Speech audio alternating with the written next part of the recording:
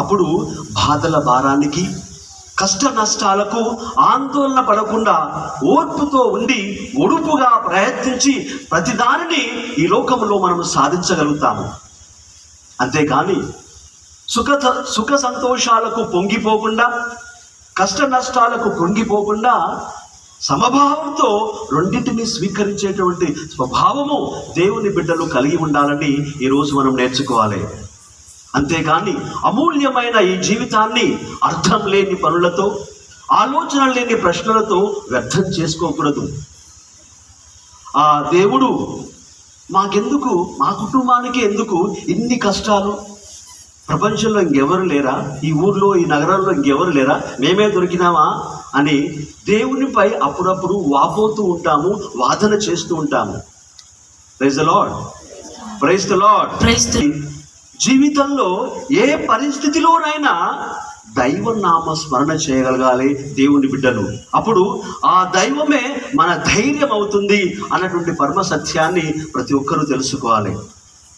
ఒకసారి చావు బతుకుల మధ్య ఉన్న ఓ వృద్ధురాలి మంచం చుట్టూ ఇరుగు పొరుగు వారు అందరూ కూడా చేరి ఆమెను ఓదార్చే ప్రయత్నం చేస్తున్నారంట. ఆమెతో, అమ్మా భయపడవద్దు, నువ్వు దిగులు పడగాకు, కష్టం వచ్చిందని, రోగం వచ్చిందని కుంగిపోగాకు అని ధైర్యం చెప్పే ప్రయత్నం చేస్తుంటే ఆ వృద్ధురాలు మెల్లగా కళ్ళు తెరిచి వాళ్ళతో ఈ విధంగా అన్నదంట, భూమి మీద బురదలో నిలబడ్డ వారు కుంగిపోతారు, కానీ నేను బండ మీద, యేసుక్రీస్తు అనే బండ మీద నిలబడ్డాను కనుక నేను కుంగిపోను, ఎన్నటికి నీ కుంగిపోను అని ఎంతో సంతోషకరంగా ఆమె మాట్లాడుతున్నప్పుడు అక్కడ ఉన్న వాళ్ళందరూ కూడా నిశ్చేష్టులు అయిపోయారంట. Praise the Lord. Very beautiful meaningful statement. కనుక ప్రియ సహోదరి సహోదరులారా, జీవితంలో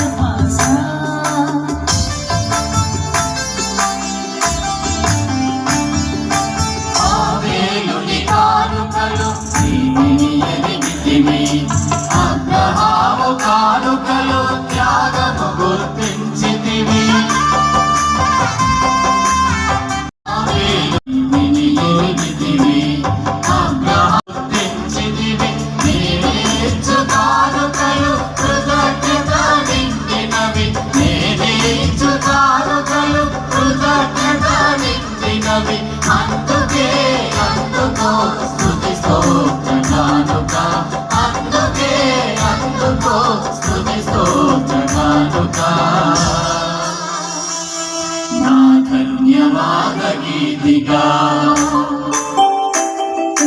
సంతస హృదయముతో స్తుతి స్తోత్ర గానముతో, సంతస హృదయముతో స్తుతి స్తోత్ర గానముతో అర్పించెదను నా కానుకలు, ప్రీతితో చేకొని జీవించు దేవా.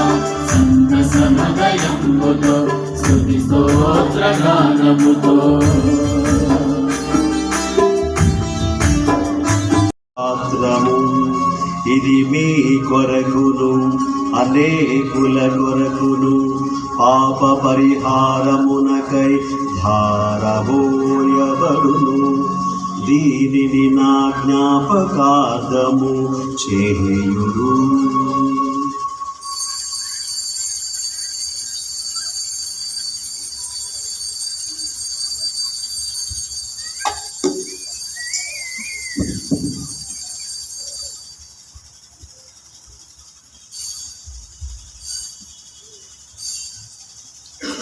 ఇది విశ్వాస రహస్యము,